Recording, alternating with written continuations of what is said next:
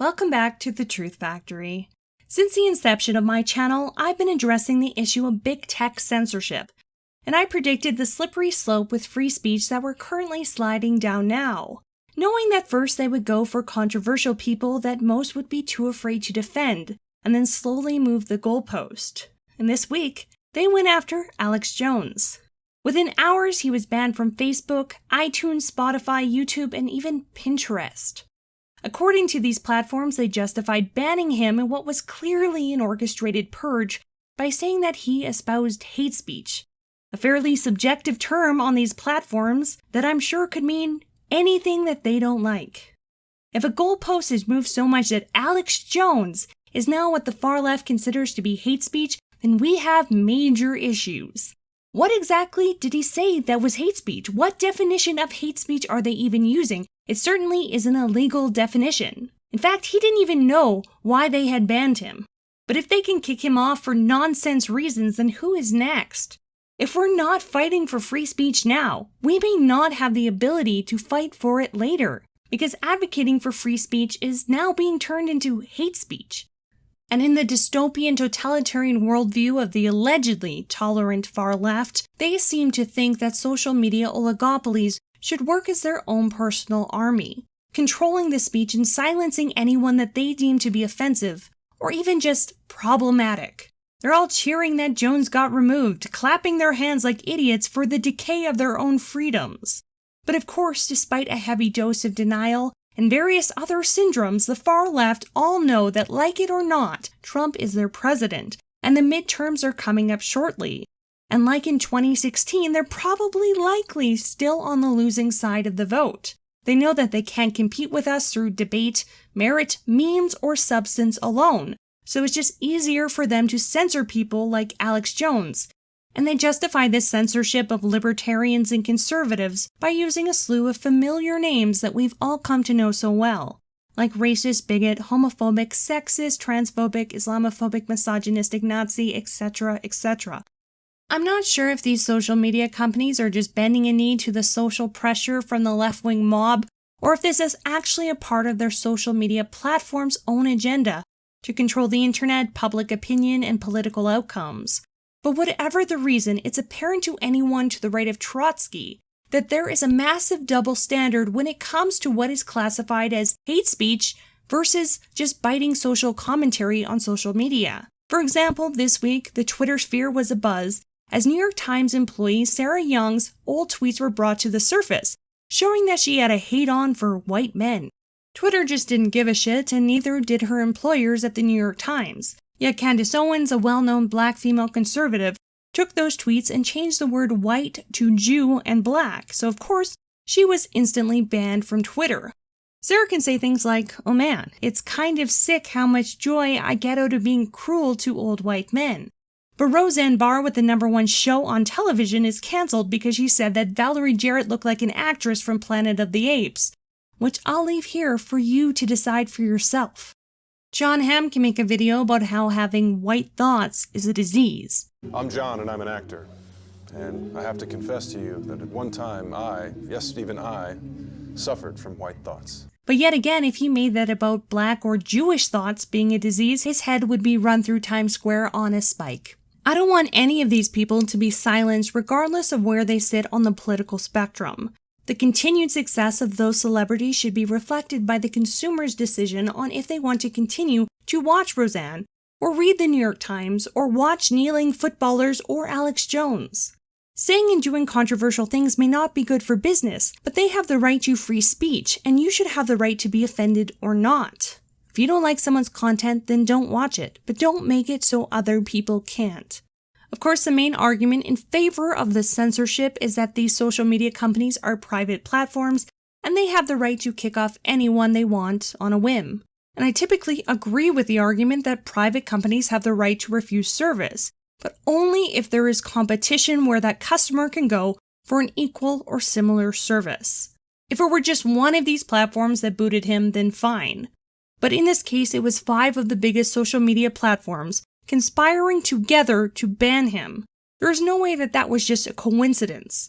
This was collusion, which may actually be illegal under 18 U.S. Code 241 Conspiracy Against Rights, stating that it's illegal for two or more people to conspire to oppress or intimidate someone in free exercise or enjoyment of any right or privilege secured under the Constitution. And there are legal cases that set a precedent that contradict the narrative that these social media companies should be treated as private entities.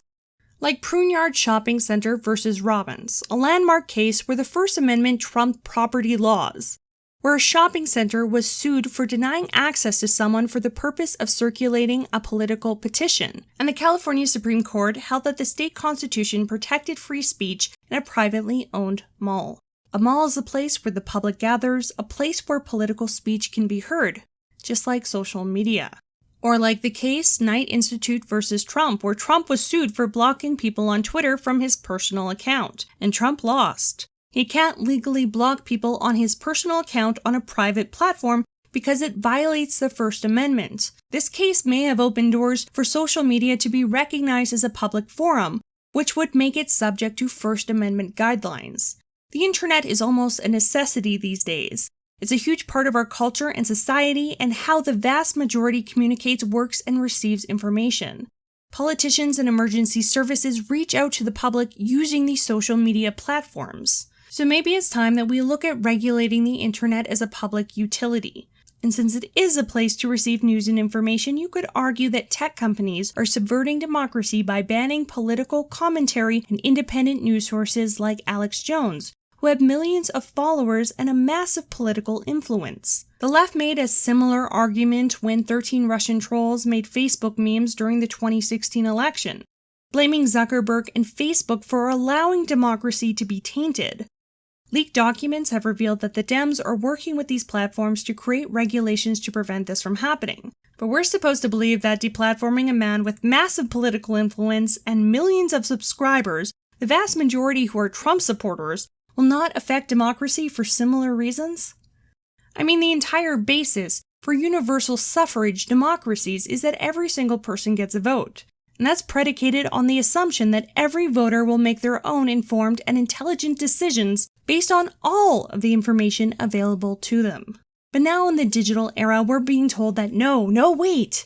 The free exchange for information on the internet is all of a sudden a bad thing, and we can't have all this quote-unquote fake news like Alex Jones or Twitter conservatives flying around confusing our voters. The legacy media, the Democrats, and these tech companies are straight up saying that democracy cannot and will not function unless state-controlled media tells the population how to think and how to vote, all while deleting dissenting opinions with a few clicks of a button. That doesn't sound very democratic, does it? How is social media with this type of power over information not subverting your democracy by shadow banning and outright deplatforming conservative speakers? Should they be allowed to have this type of power? These tech companies have an oligopoly, and Google itself would not be as successful as it is today without massive funding and protection given to it by the government. As of 2014 alone, Google on record received $632,044,922 in government subsidies. So I think that there's a little bit of wiggle room to suggest that the FCC could work to enact regulations where these companies would have to comply with the First Amendment, or at the very least catch them on some antitrust violations. 20 years ago, it was liberals who were the ones waving the flag for free speech, spouting the famous quote, "I disapprove of what you say, but I will defend to the death your right to say it." Yet somewhere along the way, political correctness became more important than free speech. And as soon as these companies take the position of moral arbiter and start deplatforming people that they disagree with, it becomes a slippery slope that we're on now. This is why I was so critical of these companies during the net neutrality debate, because I knew none of them actually advocated for the free flow of information. And it was just about padding their wallets and gaining social credit.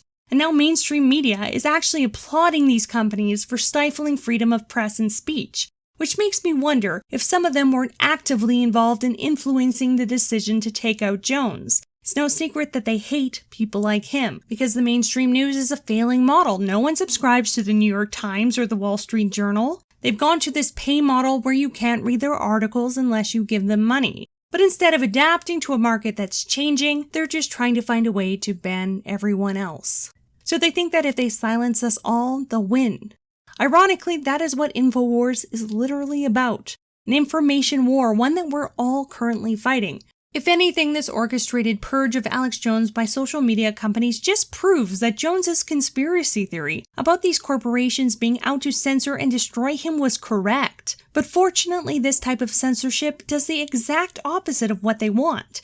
It validates the need for people like Alex Jones and Julian Assange, because if someone is trying that hard to shut you up, there's probably a good reason for it. And this just pushes even more conspiracy theories, and I'm sure my comment section will provide plenty of interesting theories about why they really took Jones down. One of the only good things about this is that it just further exposes the corruption of these platforms and gives a little bit more of an audience to smaller platforms like BitChute and Gab. But let me know what you think of this situation. Do you think that these tech companies should have the ability to collude with each other to silence someone completely? Or do you think that's horseshit? Thank you so much for liking and subscribing to me, and I want to give a special shout out to all my Patreon supporters. Thank you again so much and have a great night.